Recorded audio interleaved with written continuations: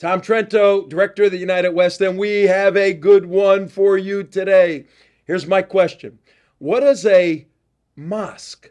An all-star terrorist mosque in Fairfax, Virginia, just a camel ride from Washington, D.C. What is this mosque loaded historically with all-star terrorists have in common with the assassination attempt on President Trump? The answer? The FBI. More specifically, the director of the FBI Washington, D.C. office, Mr. Paul Abate. Mr. Paul Abate is the star of our expose.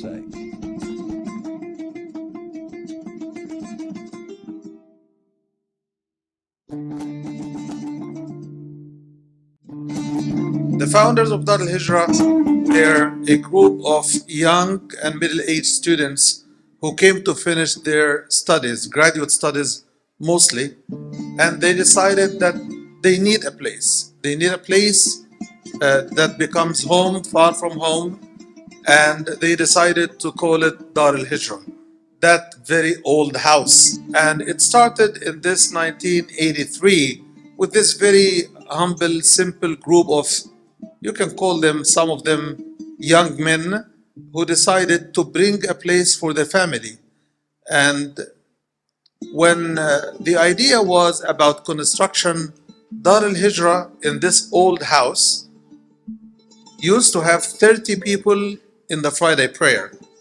What a story to tell your kids so that they know that being a community has lots of benefits. For 30 years, Dar al-Hijrah has been a center of faith, leadership, and service for more than 20,000 community members, providing a variety of programs and services for Muslims living in the Washington, D.C. metropolitan area.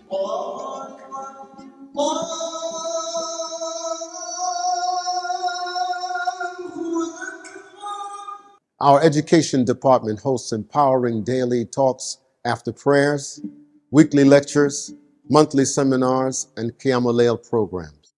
We always must be grateful to Allah that He kept this place in function for all these years so that we can benefit from this place, and we should make sure that what we get from this place will have a positive impact on our life, and our families, and our friends. The youth of Dar al-Hijrah constitute the most important element that should help us build a better future.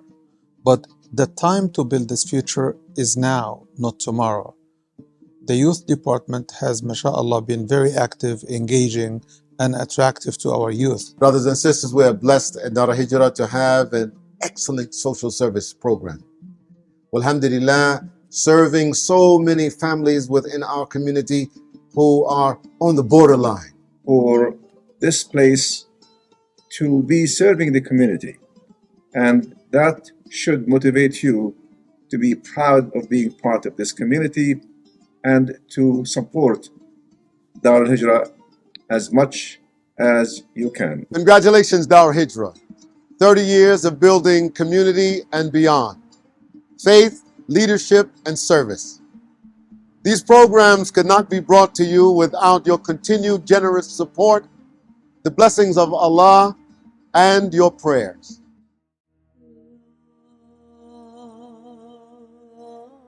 Today, I stand here with federal and local law enforcement from Fairfax County, Arlington County, and from the FBI's Washington Field Office.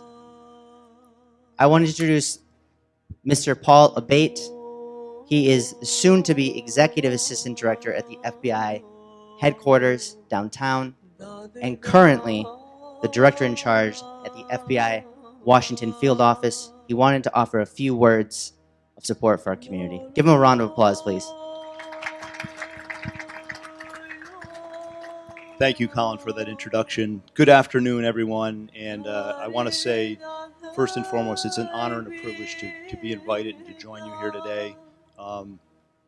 Imam Johari is a hard, challenging act to follow.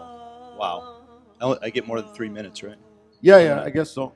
I feel like if people start walking away, you'll know what happened. I feel like it's a competition here. I have two messages for you today. The first is about outreach and partnership.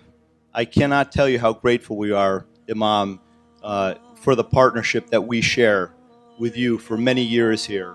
Diversity and inclusion, that's the second part of my message.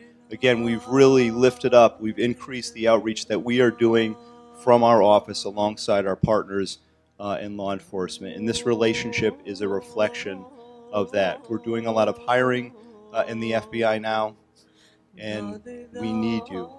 We need your help. We have many jobs, and again, it's essential, I think.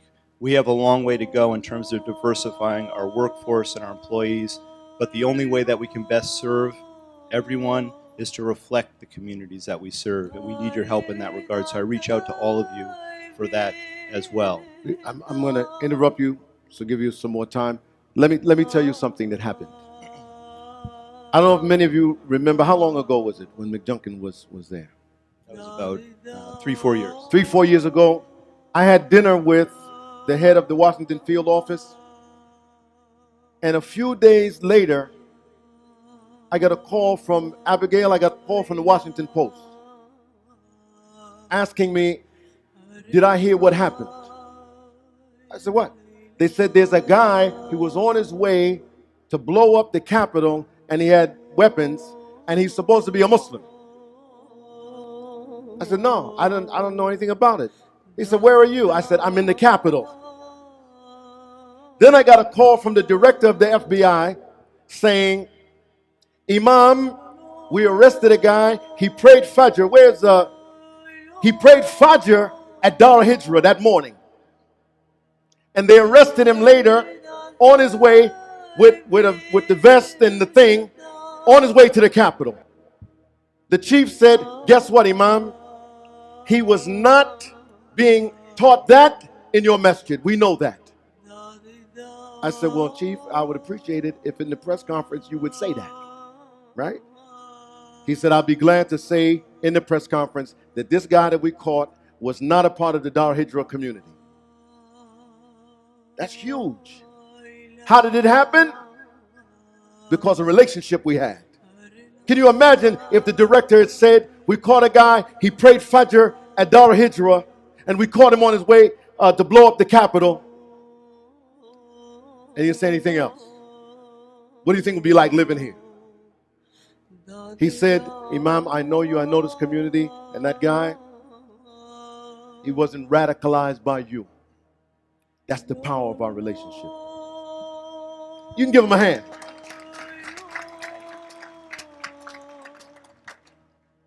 Just thank you. I got one more because I learned in the meetings with them, maybe something you don't know, but you think it. What group in America is the most armed and dangerous? Huh? Militias, right? Aryan Brotherhood, neo-Nazis. And they're out to get them. If you see something, Bismillah. See, I knew I couldn't win this competition. There was no way. I yield, Imam. Thank you. So here you have Mr. Paul Abate in the Dar al-Hijrah Mosque, a mosque that is loaded with all-star terrorists. In fact, more terrorists produced in that mosque than all of Osama bin Laden's wives put together. Did you see how Jahari Abdul Malik rolled him over and convinced the head of the FBI field office that the terrorist that prayed in the morning at the mosque and was on his way to blow up the Capitol had nothing to do with the mosque? He didn't learn any of that. Do you see how they roll that guy? Once you get the Assalamalakum hug by the Muslim Brotherhood, you are owned. You are compromised. You now see the world through the eyes of the Muslim Brotherhood as they direct you, whether you are the FBI or not. Well, Mr. Paul Abate is no longer the head of the Washington, D.C. field office. No. What is he doing?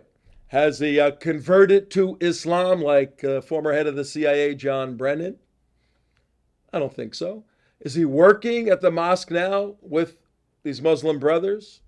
No. In fact, he stayed with the FBI. And since 2017, when that little soiree took place, to today, 2024, Mr. Paul Abate is now the deputy director of the Federal Bureau of Investigations. Congratulations, Mr. Paul Abate. So, what does all of this have to do with the attempted assassination of President Trump? Take a look at this. Second witness is Paul Abate. Mr. Abate is the Deputy Director of the Federal Bureau of Investigation at the Department of Justice. In this role, Deputy Director Abate oversees all FBI domestic and international investigative and intelligence activities.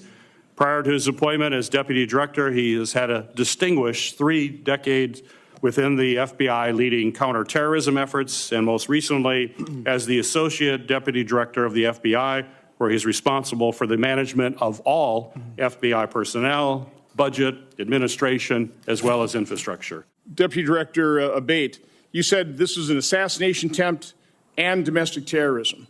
It's obviously assassination attempt. Why make the distinction? What is different about that? We've made changes in the Bureau, and it's reflected here in terms of how this investigation is being approached with a completely open mind and inclusive of all the possibilities, including domestic terrorism. I fear that makes the investigation potentially partisan. Yep, Muslim Brotherhood pawn, currently Deputy Director of the Federal Bureau of Investigation, is heading up the investigation into the attempted assassination of President Donald Trump. What could possibly go wrong?